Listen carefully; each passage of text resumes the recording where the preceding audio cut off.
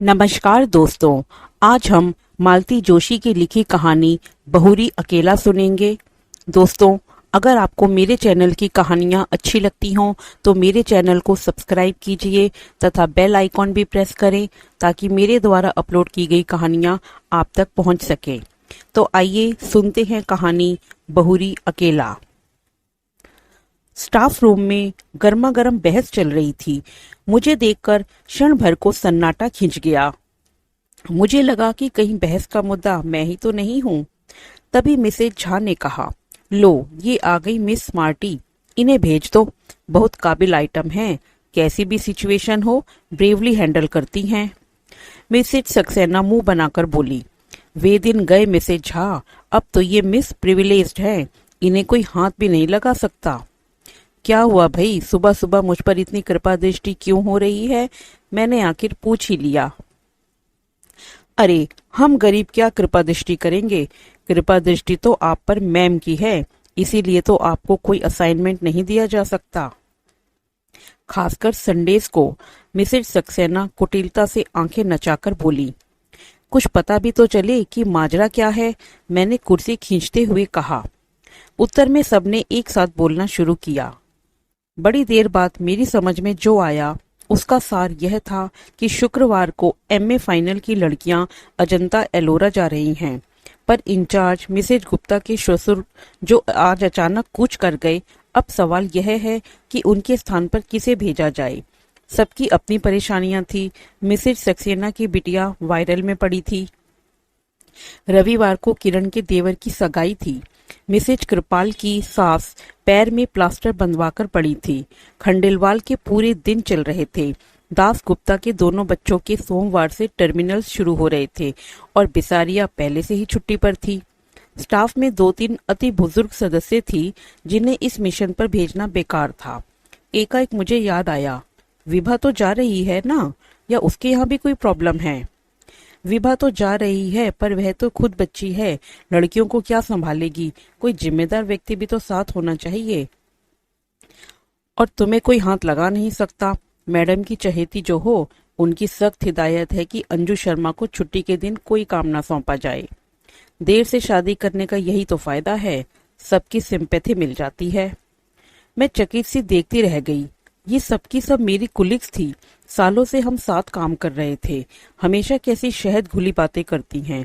आज पता चला कि सबके मन में कितना जहर भरा हुआ है। उन सबके पास व्यवस्थाओं की एक लंबी लिस्ट थी। एक मैं ही फालतू नजर आ रही थी, पर उनके शब्दों में प्रिविलेज्ड थी, इसीलिए सबकी जबान पर जैसे कांटे उगाए थे। भला हो मिसेज देशपांडे का, मेरा पक्ष लेते हुए बोली, अभी तक तो यही बेचारी सारी बेगार हो रही थी, अब इसके साथ मैडम थोड़ी सिंपैथेटिक हो गई हैं तो तुम लोगों को जलन हो रही है। अरे यह तो सोचो कि इतनी देर से उसने शादी की है, पति भी साथ नहीं रहते, एक छुट्टी के दिन ही तो मेल मुलाकात हो पाती है, वह भी तुम लोगों से देखी नहीं जाती। उनकी बुजुर्गियत का ख्याल करके सब चुप हो गईं, पर सबके चेहरे पर यह भाव था कि इसने देर से शादी की है तो उसका खामियाजा हम क्यों भुगतें। मिसेज सक्सेना से तो आखिर रहा नहीं गया। बोली, आंटी अब साल भर तो हो गया, इतना तो कोई नई नवेली बहू को भी नहीं सहेजता। मेरा तो जैसे खून खौल गया। आप लोग यही चाहती हैं ना कि इस बार मैं लड़कियों के साथ जाऊं, तो चली जाऊंगी, उसके लिए इतनी ताने उल्हानों की क्या जरूरत है? और मिस्टर हब्बी, उनका क्या होगा?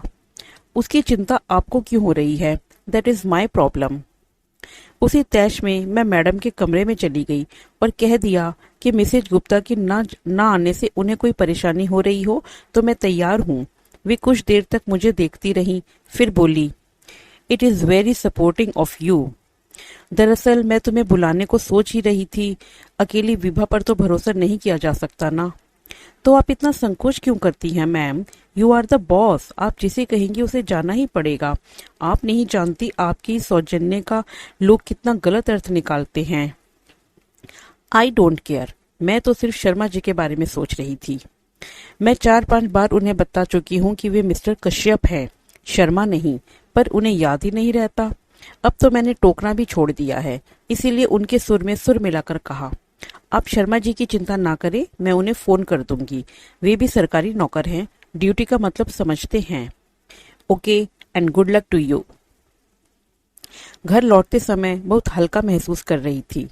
अच्छा लगा कि मेरे प्रस्ताव के बाद मैडम के चेहरे पर राहत के भाव उभरे थे, पर ईमानदारी की बात यह थी कि उनसे भी ज्यादा राहत का एहसास मुझे हो रहा था। पिछले 2 हफ्ते श्रीमान जी नहीं आए थे। आखिरी बार जिस मूड में यहाँ से गए थे, लगता था इस बार भी नहीं आएंगे। 2 रविवार लगातार मैं स्नेही पड़ोसियों की प्यार भरी पूछताछ से तंग आ गई थी। इस हफ्ते फिर वही सब दोहराना संकट लग रहा था। शायद इसलिए आगे बढ़कर मैंने यह जिम्मेदारी ले ली थी। मुझे एक बहाना चाहिए था, सो मिल गया। कभी कभी लगता है मैंने नाहक शादी की। जिंदगी अच्छी भली गुजर रही थी, ना कोई तनाव था ना पछतावा। बस एक शादी की चिंता थी जो मुझसे ज्यादा मेरे भाइयों को खाए जा रही थी। अपनी भरी पूरी गृहस्थियों के बीच बेचारे एक अपराध बोध के साथ जी रहे थे। बड़े भैया की पिंकी के बीए कर लेने के बाद तो सबके सब जैसे एकदम व्यग्र हो उठे। कम से कम उसकी शादी से पहले मेरी हो जाना लाजमी था। सो श्रीमान कश्यप को घेरा गया। 10 और 12 साल के 2 बच्चों के बाप से शादी करना मेरे लिए कतई रोमांचक नहीं था, पर भाई आश्वस्त थे कि मुझे अपना एक घर मिल गया है। पर उस घर से जुड़ कहाँ पाई, किसी ने मौका ही नहीं दिया। शादी के बाद 4-5 दिन रही थी। बाद में दीपावली पर लक्ष्मी पूजन के लिए गई थी बस। छुट्टियों में वे मुझे 1 आध महीना घुमाने ले गए थे। 1 महीना मुझे भाइयों के पास रहने के लिए कह दिया था। भाइयों के पास तो हर छुट्टी में जाती थी, पर इस बार का अनुभव नया था। पीहर आई बहन बेटी का स्वागत सत्कार, लाड दुलार पहली बार ही पाया था। शादी के बाद भी मैं तो उसी घर में बनी रही, पर हाँ, मिस्टर कश्यप को जरूर एक अतिरिक्त घर मिल गया था। उनकी सारी छुट्टियां यहीं गुजरती। केंद्र सरकार की नौकरी थी। शनिवार रविवार छुट्टी होती। वे भोपाल से शुक्रवार को इंटरसिटी से आते और सोमवार की सुबह उसी ट्रेन से लौट जाते। साल भर से मेरा दाम्पत्य जीवन इसी साप्ताहिक तंज पर चल रहा था। उस रविवार की रात को भी वे घड़ी में अलार्म भर रहे थे कि मैंने कहा, सुबह चले जाएंगे। जाना तो पड़ेगा ही, कल सोमवार है, भूल गई क्या? सोमवार को कैसे भूल सकती हूँ, मुझे भी तो कॉलेज जाना है। पर मुझे और भी कुछ याद आ रहा है। क्या? कल शाम मैंने कुछ लोगों को खाने पर बुला लिया था। कल क्यों, आज ही बुला लेती ना। यूं ही बुलाना अच्छा नहीं लगता, कोई मौका भी तो हो। तो कल क्या है? आपकी याददाश्त तो इतनी अच्छी है, आपको यहाँ बैठकर भी अपने बच्चों के ही नहीं, भांजे भतीजों के, मामा मौसियों के जन्मदिन याद आ जाते हैं। कल तुम्हारा जन्मदिन है? नहीं, मेरा जन्मदिन तो कब से आकर चला गया। जिन्हें याद था उन्होंने मना भी लिया। आपके लिए मुझे 100 बहाने गढ़ने पड़े। एक साड़ी अपनी ओर से खरीदकर आपके उपहार के तौर पर पेश करनी पड़ी। मेरा जन्मदिन आपको याद नहीं रहा, कोई बात नहीं, पर कल की तारीख तो आपको याद रखनी चाहिए, या उसका भी आपके निकट कोई महत्व ही नहीं है। ना चाहते हुए भी मेरी आवाज थोड़ी तल्ख हो गई थी। उन्होंने कैलेंडर की ओर नजर डाली। ओह, कल 11 नवंबर है, मतलब अपनी शादी को 1 साल पूरा हो गया। धन्य भाग्य, आपको याद तो आया, पर आपने इस तरह मुंह क्यों लटका लिया? मैंने रुकने के लिए कहा जरूर है, पर कोई समस्या हो तो रहने दीजिए। सेलिब्रेशन का मूड अगर है तो मैं साथ चलती हूँ, नहीं तो उसकी भी कोई जरूरत नहीं है। तुम चलना चाहो तो जरूर चलो, उन्होंने कहा, पर स्वर में कोई आग्रह नहीं था। ऐसा है कि बच्चों की परीक्षाएं चल रही हैं। मंगलवार को शौनक का गणित का पेपर है, इसीलिए मेरा कल जाना जरूरी है। सेलिब्रेशन से मेरा मतलब किसी पार्टी से नहीं था। हम सब मिलकर बाहर खाना खा सकते थे या एक आध पिक्चर देख सकते थे। बच्चों की परीक्षाएं चल रही हैं तो कोई बात नहीं, हम लोग दिन भर साथ ही रह लेते। यह प्रस्ताव आपकी ओर से आता तो मैं उतने में ही खुश हो जाती, पर आपको तो याद ही नहीं था। आपको अम्मा जी के ठाकुर जी की याद रहती है। पिछले रामनवमी और जन्माष्टमी पर श्रृंगार का सारा सामान यहीं से ले गए थे। बस आपको मेरा जन्मदिन या अपनी शादी की सालगिरह याद नहीं रही।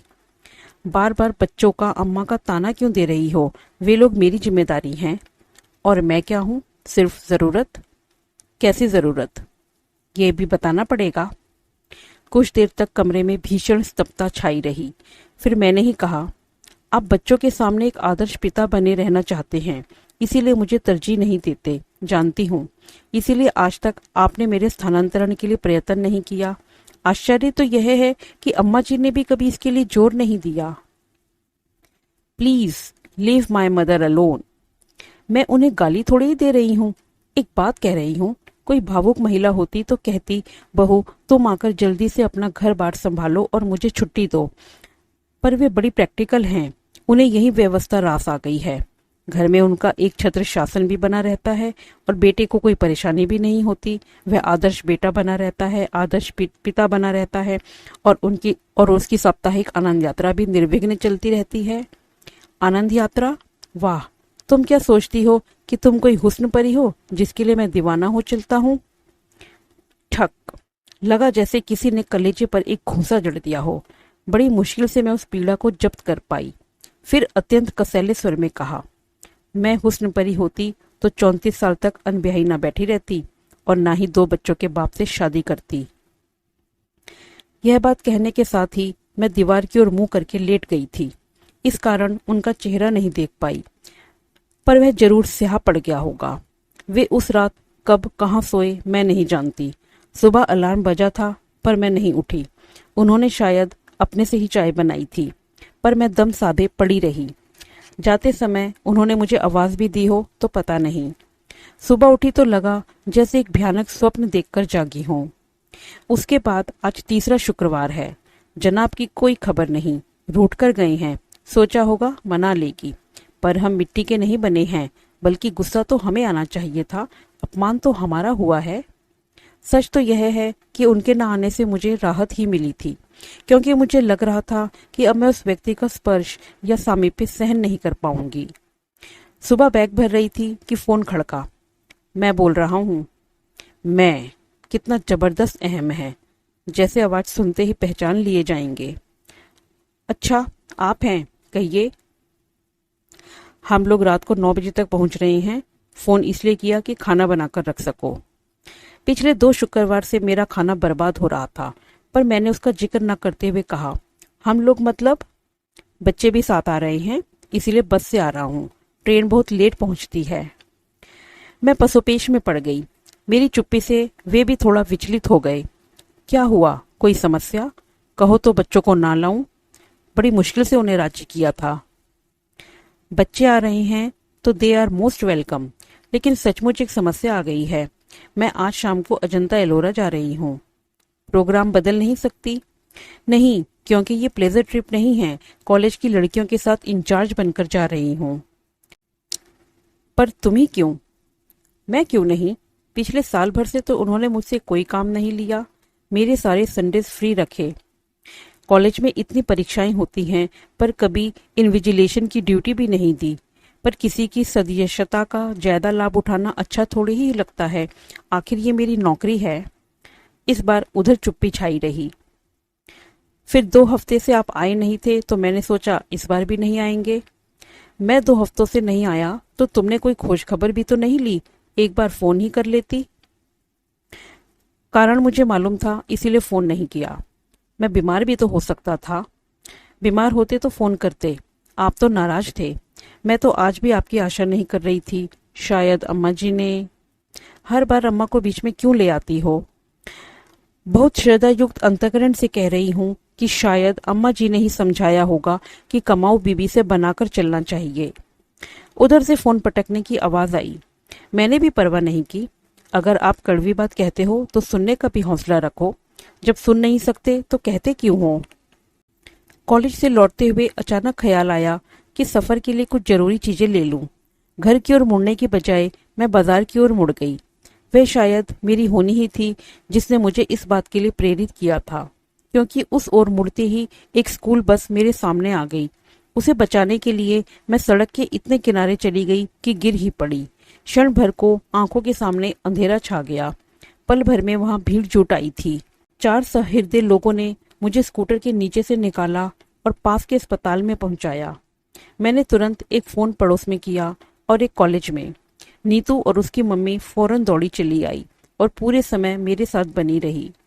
कॉलेज में फोन करने का मेरा उद्देश्य सिर्फ यह था कि लोग मेरे भरोसे न रहें, पर खबर मिलते ही प्रिंसिपल मैडम भी 2-3 लोगों के साथ आ गई और जाते समय अपनी कार वहीं छोड़ गई। रात 10 बजे जब घर लौटी तो मेरे बाएं हाथ में प्लास्टर था, बाएं पैर की पिंडली में 6-7 टांके थे और घुटने और कंधे पर खरोंचे थी। सौभाग्य से सिर पर कोई चोट नहीं थी, पर वह बेतरह घूम रहा था। घर आते ही पस्त होने से पहले मैंने बड़े भैया को फोन लगाया। मेरे कुछ कहने से पहले ही वे बोल उठे, अरे इतनी देर तुम कहाँ थी? मैं कब से फोन लगा रहा हूँ। उनके स्वर से उल्लास फूट रहा था। मैंने अपनी बात कुछ देर को मुलतवी करके कहा, थोड़ा बाजार तक गई थी, पर आप मुझे क्यों ढूंढ रहे थे? अरे वो बीकानेर वाले पिंकी को देखकर गए थे ना, उनके यहाँ से हाँ आ गई है। अरे वाह, बधाई। लड़का 3 महीने के लिए जापान जा रहा है, इसीलिए माँ के साथ एक बार मिलने आ रहा है। मेरी इच्छा थी कि कल तुम दोनों भी आ जाते तो लड़के को देख लेते। दरअसल क्या है भैया कि मैं कॉलेज की लड़कियों के साथ टूर पर जा रही थी, तो इन्हें आने के लिए मना कर दिया था। कब जा रही हो? आज ही जाना था, पर पता नहीं कैसे स्कूटर से गिर पड़ी। पट्टी वगैरह करवाकर अभी लौटी हूँ। ज्यादा चोट तो नहीं आई? चोट तो ज्यादा नहीं है, पर आना जरा मुश्किल लग रहा है। खैर कोई बात नहीं, टेक केयर। इन लोगों से निपट लूं, फिर आता हूँ। नीतू मुझे देखती रह गई। यह क्या, आपने ठीक से बताया क्यों नहीं?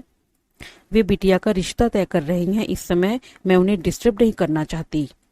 जीजा जी को तो फोन कर दिया होता। नहीं रे, यहाँ नहीं आना था, इसीलिए उन्होंने टूर प्रोग्राम बना लिया था।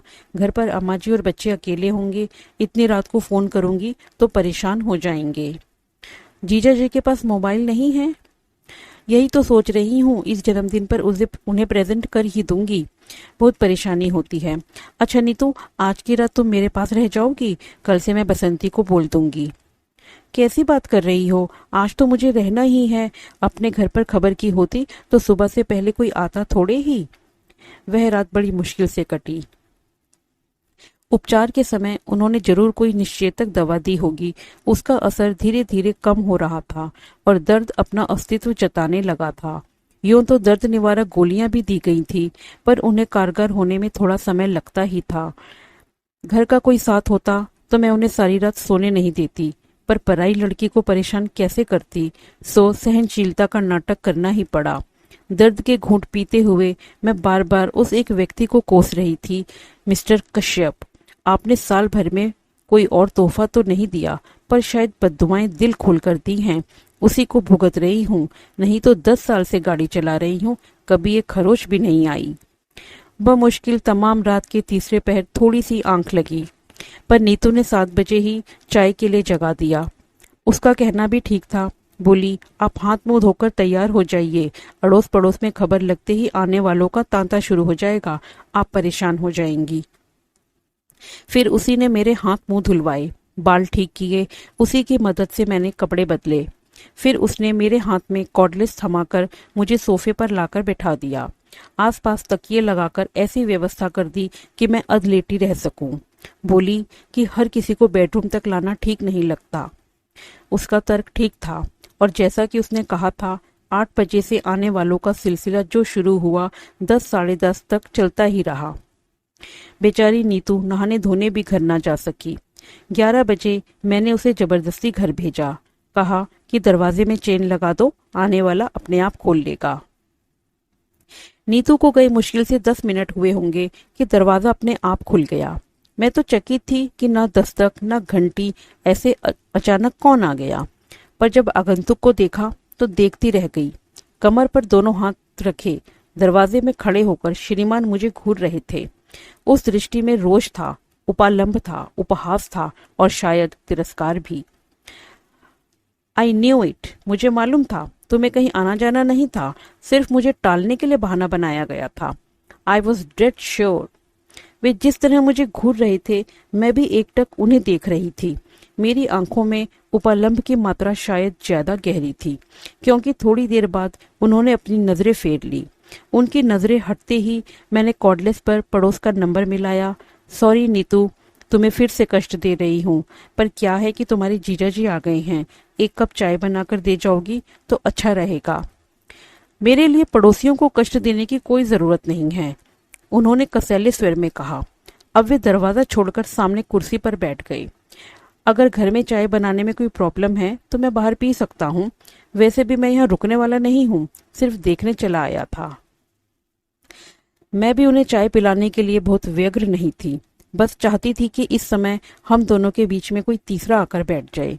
मुझे पता था कि जीजा जी का नाम सुनते ही नीतू दौड़ी चली आएगी, और वही हुआ। 5 मिनट में नीतू 2 कप चाय लेकर हाजिर हो गई। हाय जीजा जी, नीतू ने चहककर स्वागत किया और हुलसकर पूछा, आपको कैसे पता चला? दीदी तो फोन ही नहीं कर रही थी। पता करने वाले पता कर ही लेते हैं, इन्होंने कुटिल मुस्कान के साथ कहा। बेचारी नीतू इनका मंतव्य समझ नहीं पाई। अपनी ही रौ में बोली, मम्मी यही तो कह रही थी कि दिल से दिल को राह होती है, फोन करने की क्या जरूरत है।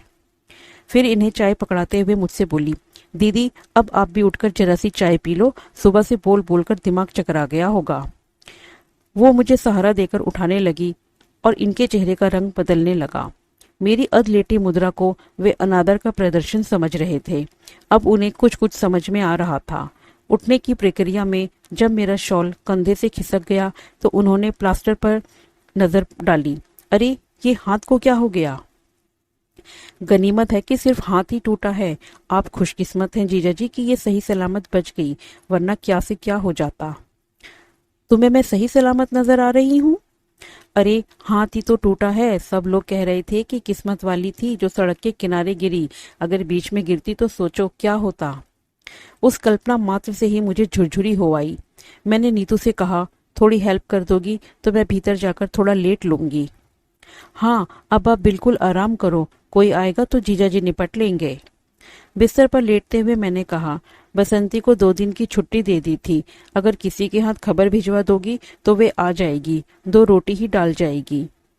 बसंती को तो मैं खबर कर दूंगी, पर आप रोटी की इतनी चिंता क्यों कर रही हो? हम लोग क्या इतना भी नहीं कर सकते? तुम ही लोग तो कर रहे हो, पड़ोसी और होते किस लिए हैं? नीतू जब चली गई तो ये कमरे में आकर बोले, इतना सब हो गया तो क्या मुझे फोन भी नहीं कर सकती थी? मैं एक क्षण उनकी ओर देखा और कहा, फोन कर भी देती तो क्या आप विश्वास कर लेते या इसे भी एक बहाना समझते? वे चुप हो गए। फिर बड़ी देर बाद एक मौन हम दोनों के बीच पसरा रह गया। फिर कुछ देर के बाद फोन बजा। मेरा कॉर्डलेस बाहर ही छूट गया था, इसलिए फोन इन्हें ही उठाना पड़ा। शायद बड़े भैया का था, मेरा हालचाल पूछ रहे थे। मैं जब तक उन्हें सावधान करती वे सब ब्यौरा दे चुके थे। फिर तो मेरी पेशी होनी ही थी। ये क्या कर बैठी तुम, और रात को मुझे बताया क्यों नहीं? मैं उसी समय चला आता, बड़े भैया ने कहा। मुझे मालूम था इसीलिए नहीं बताया। आप आ भी जाते तो सुबह फिर मेहमानों के लिए भागना पड़ता। अब आपकी उम्र इतनी भागदौड़ करने की नहीं है। वैसे चिंता की कोई बात नहीं है, पड़ोसी बहुत अच्छे हैं और अब तो ये भी आ गए हैं। हाँ, अभी फोन पर उनकी आवाज सुनकर थोड़ा संतोष तो हुआ। अच्छा तो हम लोग सुबह आते हैं, टेक केयर। भैया के फोन के बाद फिर से सन्नाटा छा गया। ये पेपर पढ़ते रहे, मैं सोने की कोशिश करती रही। नीतू दोनों की थालियां लेकर आई, तभी यह नीरवता भंग हुई। नीतू बोली, मम्मी तो कह रही थी जमाई जी को यहीं बुला लो, ठीक से खा लेंगे, पर मैंने कह दिया कि दीदी अकेली बोर हो जाएंगी। वो अच्छी हो जाएं तो फिर दोनों को एक साथ बुलाकर खूब खातिरदारी कर लेना। एक बात और, जाते हुए मैं बाहर से ताला डालकर जा रही हूँ, नहीं तो मोहल्ले भर की आंटी लोग तंग करने आ जाएंगी। रात भर की जागी हो, थोड़ा आराम कर लो। खोलोगी कब? 4 बजे चाय लेकर आऊंगी ना, तब खोल दूंगी। और सचमुच वह हमें ताले में बंद करके चली गई। वह जब तक रहती है पटर पटर करती रहती है, घर भरा भरा लगता है। उसके जाते ही एक निचाट सूनेपन ने घेर लिया। उस असहज एकांत से निजात पाने के लिए मैंने कहा, आप तो आज ही जाने वाले थे ना, तो दिन में निकल जाते, रात में ठंड से परेशान हो जाएंगे। वे एक क्षण मुझे घूरते रहे, फिर बोले, मुझे क्या इतना गया गुजरा समझ लिया है कि तुम्हें इस हाल में छोड़कर चला जाऊंगा? एक तरह से बात यहीं पर एक अच्छे बिंदु पर समाप्त हो जानी थी, पर मेरे मन में तो प्रतिशोध की आग धधक रही थी। वह हुस्न परी वाला डायलॉग मेरे कलेजे में कील की तरह गड़ा हुआ था। उसी ने मुझे चुप नहीं बैठने दिया। मैंने बड़े नाटकीय अंदाज में कहा, मेरी ऐसी हालत है तभी तो कह रही हूँ, रुक कर क्या करेंगे? वे अवाक होकर मुझे देखते रह गए। What do you mean? कुछ नहीं, एक पुरानी बात याद आ गई। एक बार आए थे और मैं संकोच के मारे मैं क्षण भर को चुप रह गई। उस दिन आप कितना नाराज हुए थे। कहा था कि फोन तो कर देती, बेकार में 200-250 रुपए को चूना लग गया। उनका चेहरा फक पड़ गया। डूबती सी आवाज में बोले, उस बात को अब तक गांठ बांधी बैठी हो। यही क्यों, और भी बहुत सी हैं। सारी गांठें खोलने बैठूंगी तो सुबह से शाम हो जाएगी। तुम तो ऐसे कह रही हो जैसे मैं तुम पर बहुत अत्याचार करता हूँ। प्रचलित मायनों में जिसे अत्याचार कहते हैं वह तो आप कर नहीं सकते, क्योंकि मैं उतनी बेचारी नहीं हूँ। आपका तरीका बड़ा सोफिस्टिकेटेड है और अप्रोच बहुत ही प्रैक्टिकल। बहुत आसानी से आप सामने वाले की भावनाओं को अनदेखा कर देते हैं। मसलन अब कहाँ से शुरू करूं? चलिए शुरू से करते हैं। याद है जब शादी के बाद पहली बार हम लोग इस घर में आए थे, मेरी सहेलियों ने घर को बहुत कलात्मक ढंग से सजाया था। हमारा स्वागत भी बहुत शानदार हुआ था। हार, फूल, संगीत, उपहार, मिठाई, और लोग इतने कि पैर रखने को जगह नहीं थी। उसके बाद जब हम अकेले हुए तो आपका प्रश्न था, फ्लैट तो बहुत सुंदर है, कितने का पड़ा? क्या मुझे यह पूछने का हक नहीं था? जरूर था, पर आपकी टाइमिंग गलत हो गई। उस निभृत एकांत की अवहेलना कर आप इंदौर और भोपाल की कीमतों की तुलना करते रहे। बात बातों में आपने यह भी पूछ लिया कि मैंने लोन बैंक से उठाया था या जीपीएफ से लिया था, और यह भी कि किश्तें पट गई हैं या अभी बाकी हैं। मेरे ख्याल से मुझे यह भी पूछने का हक नहीं था। हक 100% है, पर यह विषय उस दिन के लिए नहीं था। मुझे मालूम है मेरी शादी में मेरी नौकरी, मेरा वेतन, मेरा फ्लैट प्लस पॉइंट थे, पर वे ही अहम मुद्दा होकर रह जाएंगे और मैं गौण हो जाऊंगी, यह नहीं सोचा था। अगली बार आप जब आए तो आपने नॉमिनेशन के बारे में पूछा था। मैंने दोनों भाइयों के बेटों को फ्लैट और जीपीएफ के लिए नॉमिनेट किया था। आपने कहा कि अगर नामांकन बदलना है तो फुर्ती करनी होगी, नहीं तो बाद में बहुत परेशानी होती है। इसमें गलत क्या था? सरकारी दफ्तर में काम करता हूँ, रोज देखता हूँ कि लोग बाद में किस तरह परेशान होते हैं। मैं भी जानती हूँ, पर महीने भर पहली ब्याही औरत भविष्य के सपने देखती है। उसे वसीयत के बारे में सोचना जरा अच्छा नहीं लगता। बदली हुई परिस्थिति में शायद मैं खुद इस विषय में पहल करती, पर आपकी उतावली देखकर वितर्षणा हो आई। इसके बाद तो शोषण का एक अनवरत सिलसिला शुरू हो गया। मेरे टेलीफोन का बिल दुगना तिगुना आने लगा। सब लोग छेड़ते थे कि रात भर मियाँ से बातें होती होंगी। उन्हें क्या पता था कि मियाँ ने घर पर बात करने के लिए एकदम मना किया हुआ है, और दफ्तर में बात करना मुझे अच्छा नहीं लगता। उन्हें कैसे बताती कि यहाँ आकर श्रीमान को सारे दोस्तों के, भाई भतीजों के जन्मदिन याद आ जाते हैं। सारे रिश्तेदारों की मिजाज पुरसी और मातम पुरसी यहाँ से होती है। यह तो शायद तुम्हें भी पता होगा कि लॉन्ग डिस्टेंस कॉल संडेज को सस्ती पड़ती है, और अक्सर संडेज को मैं यहीं होता हूँ। हाँ, मुझे पता है, और मुझे यह भी पता है कि इंदौर का कपड़ा मार्केट बहुत अच्छा है, इसीलिए चादरें और पर्दे यहीं से खरीदने चाहिए। यहाँ के रेडीमेड गारमेंट्स की मंडी भी बहुत मशहूर है, इसीलिए बच्चों के जन्मदिन के कपड़े यहीं से लेना चाहिए। यहाँ जब तब गर्म कपड़ों की सेल लगती है, इसीलिए अम्मा जी के लिए शॉल और स्वेटर यहीं से जाएगा। इसके अलावा और भी फरमाइशी चीजें हैं, जैसे फरियाली सामान, नमकीन, राहुल के लिए कैमरा, एटलस, रीना के लिए बारबी का सेट, कलर बॉक्स वगैरह। और मुझे यह भी मालूम है कि आपने घर पर यह कभी नहीं जताया होगा कि ये फरमाइशें कौन पूरी कर रहा है। देखो, ज्यादा एहसान जताने की जरूरत नहीं है। हिसाब लगा कर रखना, अगली बार आऊंगा तो सब चुकता कर जाऊंगा। हिसाब करने की जरूरत नहीं, क्योंकि यह सब मैंने अपने घर के लिए, अपने बच्चों के लिए किया था। जिस दिन शादी के बाद यह घर आपका हो गया, मैंने सोचा कि वह घर भी अब मेरा ही है, इसीलिए एहसान की कोई बात नहीं है, बात अधिकार की है। राहुल को जन्मदिन पर डांस करना था, आप यहाँ का म्यूजिक सिस्टम ले गए। बच्चों को गर्मियों में पिक्चर्स देखनी थी, आप यहाँ से वीसीडी प्लेयर ले गए।